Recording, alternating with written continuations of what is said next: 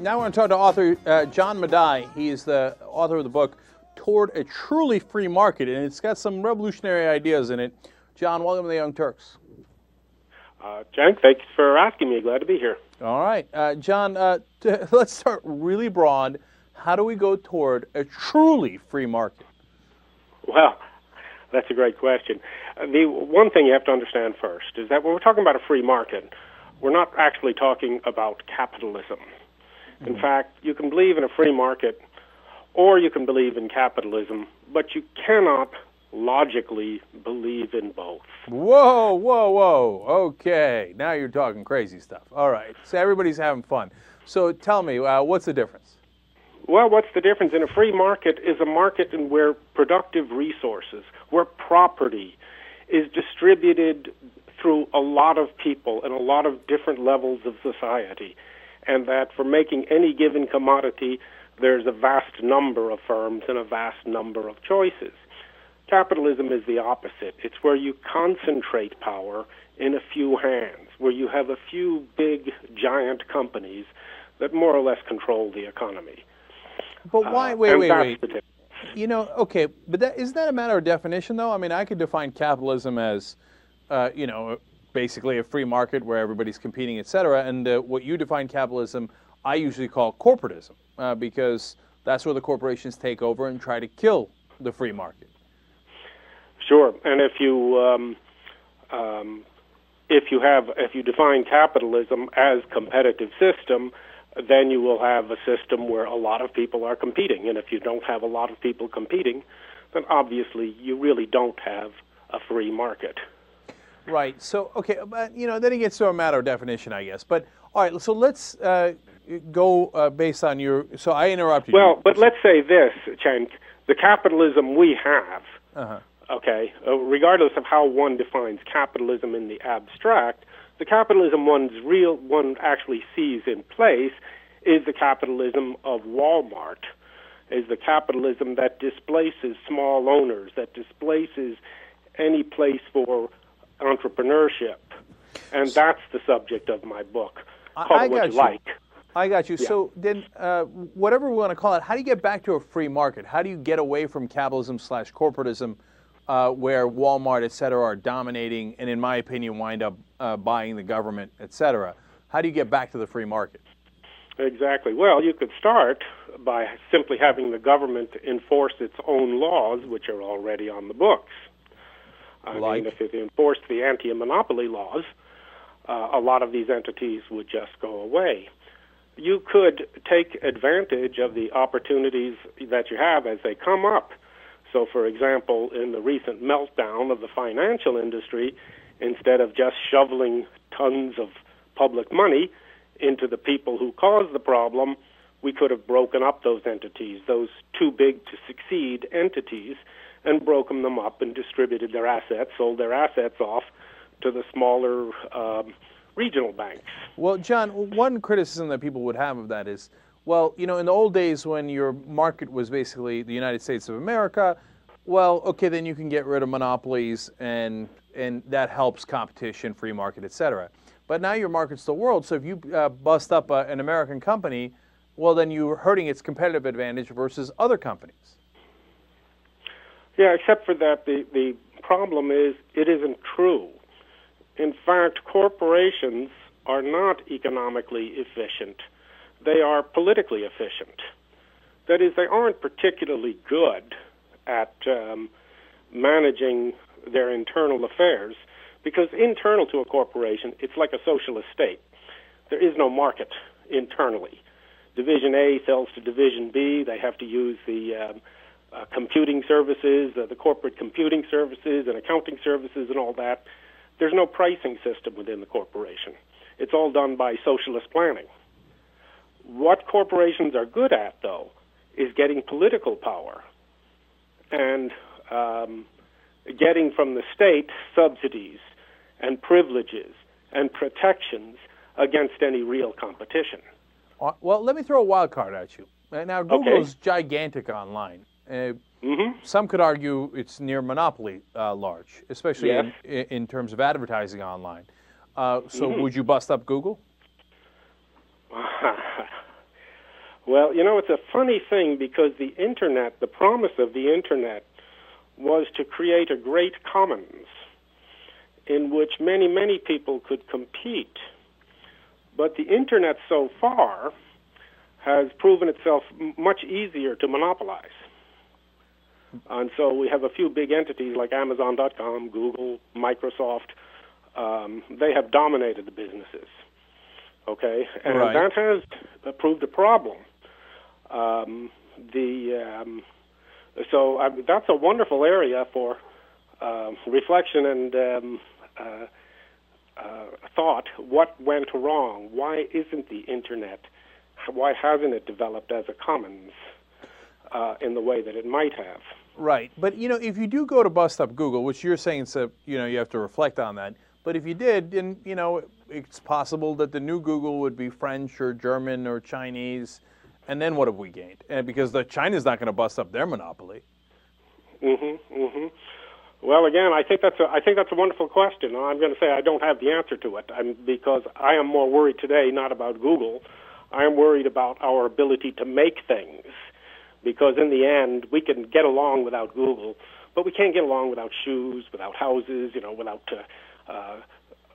food, without cars. And to me, it's this ability to make things that has been taken away from us. If they took away Google and moved it to China, we'd live. But right now, they're taking all these other things and moving it to China. That's a completely different problem. All right, so one of your solutions, and we're talking to author John Medaille, he wrote the book Toward a Truly Free Market. One of your solutions is enforce antitrust. How else would you get rid of or lessen the power of these gigantic corporations now that routinely buy our politicians through lobbyist money? Well, you're going to find, I think, that there are many, many opportunities that are coming along. Because I think we're about to face a much more profound crisis than we ever have. Much deeper than 1929. Oh, deeper than 29. The worst wow. is yet to come.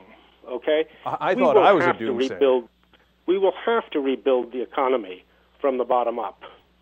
And that's the first thing, is we understand that economies are indeed built from the bottom up, not from the top down. Cenk, today, if we had to make our own shoes in this country, we no longer know how to do that. We no longer have the ability. We've shipped everything overseas.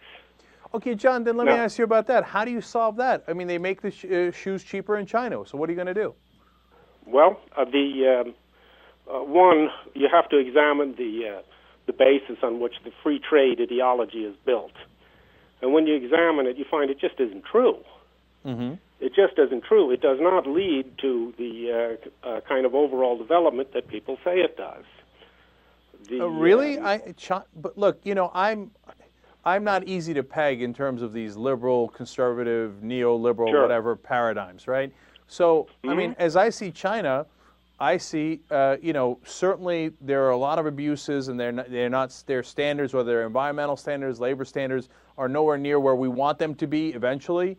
But has there been progress, certainly economic progress in China? That'd be hard to deny, wouldn't it?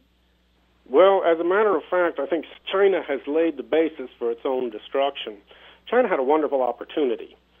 China could have used its money to develop China internally, and it would have then had the largest internal market in the world. Instead, they used all their earnings to prop up the American consumer. And this, in a way, has impoverished both countries. The Chinese economy right now, in my opinion, is somewhat distorted. And it will face the same kind of structural problems, especially in its banking system, that we're facing, only worse.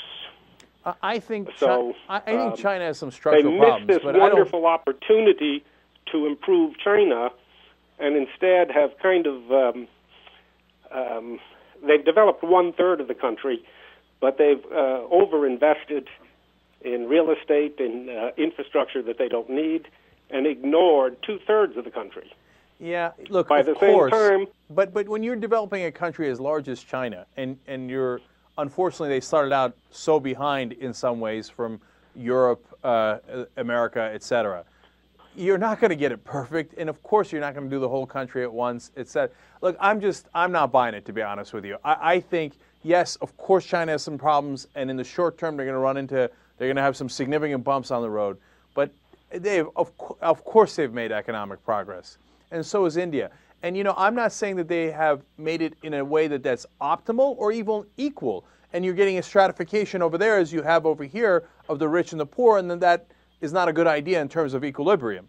But they are getting richer, and they are developing, etc. So, yeah, we're getting poorer, and that sucks for us as far as America is concerned. And I share your concerns about what's happening in this country, but it's not like everybody's losing. Honestly, I think some countries are gaining from our losses. Well, I tend to think that, real progress is about everybody moving ahead. And when you find out that your progress depends on, imbalanced trade, when it depends on suppressing some of your own population, when it depends on these great differences between wealth and poverty, you find out that the progress turns out to be smoke and mirrors. Well, and it's heading for a big fall. We'll see how and that develops. And that's the fall that we are going to go through in the fall that the Chinese. Compare it with the development of Taiwan, right across the straits, culturally the same people. Mm-hmm. Okay, same language. Right. And yet they developed beautifully. They went from a feudal backwater to an industrial powerhouse in one generation. What do you think they did right? Well, what did they do right? They broke up the big plantations, and they distributed the land. Ironically, that sounds communist. Ironic? No, because communism doesn't break up the plantations. It just changes the ownership. Uh-huh. So instead of the feudal warlord owning the plantation, now an official of the state owns the plantation. Nothing really changes. But when real people have ownership of their own resources, well, they get very clever, they get very creative, they work very hard, they build up the economy. So, John Medaille, are you the guy Glenn Beck warned me about with the redistribution of wealth? Well, I don't think so, but I hope it'll get to that stage. Yes. No, but so you're saying though that redistribution of wealth to make things more equal winds up helping the economy overall. Is that am I understanding that right? No, not generally. In certain cases, where you have egregious cases, where you have near slavery conditions like they had in Taiwan, yes, that's an answer. Most of the time, it's not a matter of getting the government to do something. It's a matter of getting the government to stop doing things, to stop subsidizing big businesses, to stop drawing up regulations that work against the small businessmen, usually done in the name of controlling big business, but actually in the name of protecting them from regulation. John, then Still, there are cases. There are severe cases where severe action is required. But that's not our case. That's not our case, right. So, John, final question for you, and we're talking to John Medaille, who wrote the book Toward a Truly Free Market. How do we get institutionally, structurally, get it so that the corporations cannot buy our politicians? Because that seems to be the core of the problem. The corporations get so large, they buy the politicians, and then they kill competition, and it hurts all of us. So how do we stop that? And that's the biggest problem, because like I say, the corporations are not economically efficient, they're politically efficient. It used to be that a corporate charter prohibited you from indulging in politics. Okay? Mm-hmm. That changed in the late 19th century. In between the period of the Civil War and the turn of the century, the whole idea of the corporation changed. What we have in the corporation is a very, very recent idea. But we have to go back to the older form of the corporation, in which people understood how dangerous it was. The great irony of today is that the Tea Party, the original Tea Party, was not a protest against taxes. It was a protest against corporations.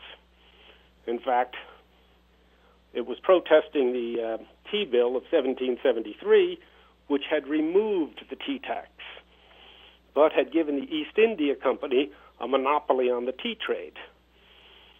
Right. No, that's right. It was actually a tax cut for the East India Company that they were protesting because the East India Company basically had captured the government. And what's awesomely appropriate, not ironic but appropriate, is that then, many, many years later when the new Tea Party started, this latest incarnation, they actually were against corporations in the beginning too. Remember, they were against the bailouts. That's how they began. That's right. And then immediately they were co-opted by the corporations to do their bidding to get tax cuts for the richest companies and people in the country. That's exactly correct. As a matter of fact, Jefferson and Madison both wanted an amendment as part of the Bill of Rights, which prohibited the formation of corporations. Not a lot of people talk about that. In the Bill of Rights. Yeah. We would have had a completely different history if we had that. So, but in any case, I guess the major point of the book is this, is that justice and economics are intimately connected. Right. And the fault of the problem of our economics systems is that they have separated the two. They have relegated justice to the political realm, but left the economic realm off on its own, into a sort of greed is good philosophy. Right. Well, it isn't good. And when you lack equity in the economics, you cannot have equilibrium. John, that's a really good point. And my final note on this is, look, I think Dylan Ratigan is right when he says we need to have a separation of business and state, right? It's the first I've heard of someone saying that. I'm sure somebody must have said it before, but I heard it from Dylan, and that's a great point. And what we have to remember is what the Founding Fathers knew, which is that the government and business have to be to some degree adversarial. Not to kill business, but to watch out for business. It's like the refs and the players are somewhat adversarial. The ref makes the calls. And the government has to remember that again. And it seems that our country's completely forgotten it, and that's why we've gotten taken over by these giant corporations that have, as your book argues, killed the free market. So it's an interesting read. It's called Toward a Truly Free Market. John Medaille, thank you for joining us. Really appreciate it. Chenka, thank you very much.